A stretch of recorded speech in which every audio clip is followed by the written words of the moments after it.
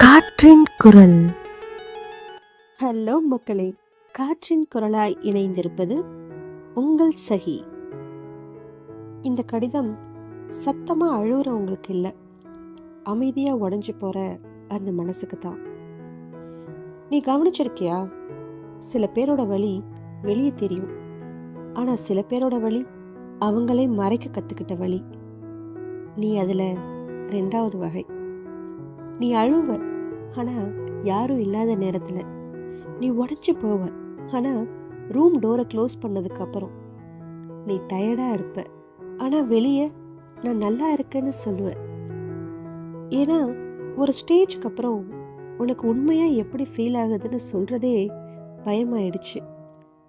யாராவது புரிஞ்சுக்கலனா அவங்க இதையும் ஓவர் ஆக்ட்னு நினைச்சுப்பாங்களோ, நான் அவங்களுக்கு பாரமா இருக்கேன்னு தோணிட்டேனா. இந்த மாதிரி எண்ணங்கள் எல்லாம் வந்துதான் நீ அமைதியையே உன்னுடைய மொழியா சூஸ் பண்ணிட்ட. ஒரு விஷயம் தெரியுமா? உன்னை அதிகமாக காயப்படுத்தினது உன்னை வெறுத்தவங்க இல்லை, உன்னை புரிஞ்சுக்கணும்னு நினைச்சவங்க கூட ஒரு பாயிண்ட்ல உன்னை புரிஞ்சுக்காம போனது தான். அதுக்கப்புறம் தான் நீ கொஞ்சம் கொஞ்சமா மாற ஆரம்பிச்ச. இப்போ யாராவது என்ன ஆச்சுன்னு கேட்டா கூட ஒன்றும் இல்லைன்னு சொல்ற அளவுக்கு. ஆனா உனக்குள்ள எவ்வளவு நாய்ஸ் இருக்கு தெரியுமா? சில இரவுகள் உனக்கு தூக்கமே வராது. ஒரே நினைவு தான் மீண்டும் மீண்டும் மனசுல ஓடிக்கிட்டே இருக்கும். நீ மறக்க ட்ரை பண்ற விஷயங்கள் தான் அதிகமா நினைவுக்கு வரும். அந்த ஒரு வரி, அந்த ஒரு முகம், அந்த ஒரு குட் பை, அந்த ஒரு ஏமாற்றம், அந்த ஒரு துரோகம், அது எல்லாமே இப்பவும் உள்ள எங்கேயோ உனக்குள்ளதான் இருந்துட்டு இருக்கு. நீ மூவ் ஆன் ஆயிட்டன்னு எல்லாரும் நினைக்கலாம், ஆனா சில காயங்கள் கண்ணுக்கு தெரியலனாலும் குணமாயிடுச்சுன்னு அர்த்தமாயிடாதுல்ல. நினைவு இருக்கா? ஒரு காலத்துல நீ ரொம்ப ஜென்யூனா இருந்த. யாராவது உன்னை இம்பார்ட்டன்ட் நினைச்சா அவங்களுக்கு உயிருக்கு உயிரா அவ்வளோ கேர் பண்ணுவ நீனு. Late night talks, long messages, சின்ன சின்ன எஃபர்ட்ஸ், சர்ப்ரைசஸ். நீ லவ் பண்ணது பாதிலாம் இல்லை, முழுசா. ஆனா அதுக்கு பிறகு வாழ்க்கை உனக்கு ஒரு பாடத்தை கற்றுக் கொடுத்துருச்சு. எல்லாரும் ஒன்ன மாதிரியே இருக்க மாட்டாங்கன்னு. அதுக்கப்புறம் தான் நீ கொஞ்சம் கேர்ஃபுல் ஆயிட்ட. இப்போ கூட நீ அன்பு இல்லாதவன்னு இல்லை, அன்பை கொடுக்க பயப்படுறவன். ஏன்னா திரும்பவும் உடஞ்சி போறதுக்கு உனக்குள்ள இந்த ஸ்ட்ரென்த் இல்லை. ஒரு விஷயம் கேட்கட்டா? கடைசியா நீ எப்போ உன்னையே நீ கவனிச்ச? எப்பவுமே மற்றவங்களோட ஃபீலிங்ஸ், மற்றவங்களோட கம்ஃபர்ட், மற்றவங்களோட ஹாப்பினஸ், அதுக்காக தானே நீ ஓடிக்கிட்டே இருந்த. ஆனால் உன் மனசு அமைதியாக டயர்ட் ஆகிறத நீயும் கவனிக்கல, மற்றவங்களும் கவனிக்கல. சில நேரம் எங்கேயாவது காணாமல் போயிடணும்னு நீயே ஃபீல் பண்ணுவ. யார்கிட்டையும் பேசாமல் ஃபோனை ஆஃப் பண்ணிட்டு ஏதோ ஒரு தெரியாத இடத்துக்கு போயிடணும்னு தோணும். ஏன்னா நீ ஓய்வு எடுக்கணும், வாழ்க்கையிலிருந்து இல்லை, இந்த எமோஷனல் ஹெவினஸ்லேருந்து. தெரியுமா, நீ ரொம்ப நாளாக ஒன்று நீயே ப்ரூவ் பண்ணிக்கிட்டே இருக்க.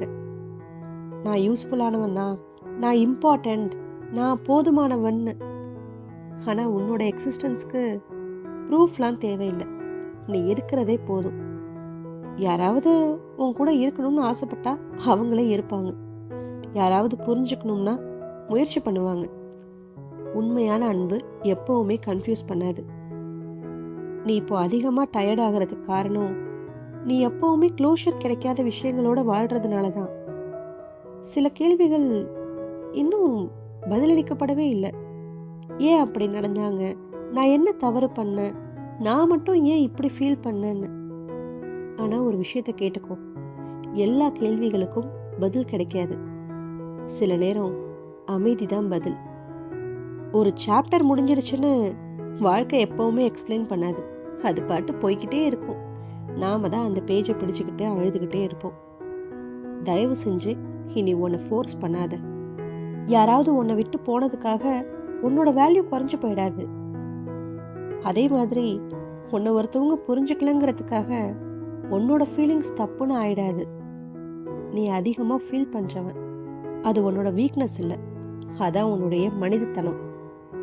ஒரு நாள் இந்த அமைதியான கண்ணீர் எல்லாம் ஸ்ட்ரென்த்தா மாறும். அந்த ஒரு நாள் இப்போ உன்னையே உடைச்சிட்டு இருக்கிற அந்த நினைவுகளை அப்போ அமைதியா நினைச்சு சிரிப்ப. அப்போ நீ யாரையாவது ஒருத்தவங்கள சந்திப்ப. அவங்க கிட்ட நீ ஆக்ட் பண்ண வேண்டிய அவசியமே இருக்காது. அது வரைக்கும் தயவு செஞ்சு உன்னை விட்டு நீ போயிடாத. உலகமே உன்னை டெம்பரரியா ட்ரீட் பண்ணாலும் நீ உனக்கு பெர்மனண்டா இரு. இன்னொரு ஒரு விஷயம், நீ குணமாகிறது ஒரே நாள்லலாம் நடக்காது. சில நாள் நல்லா இருப்ப, சில நாள் திரும்பவும் உடஞ்சு போவ. அதெல்லாம் நார்மல் தான். ஏன்னா அந்த குணமாகிற ஸ்டேஜுங்கிறது ஒரு ஸ்ட்ரைட் லைன் மாதிரிலாம் கிடையாது. ஆனால் ஸ்லோவாக முன்னாடி போய்கிட்டே இருக்கு.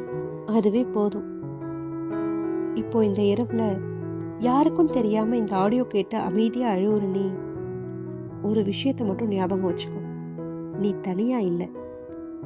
இப்படிக்கு ஒவ்வொரு இரவும் தூங்காமல் அமைதியா போராடுறேன்னு புரிஞ்சுக்கிற உன்னுடைய மனசு. உனக்கென ஒரு கடிதம் மீண்டும் ஒரு இரவில் வரும். நன்றி.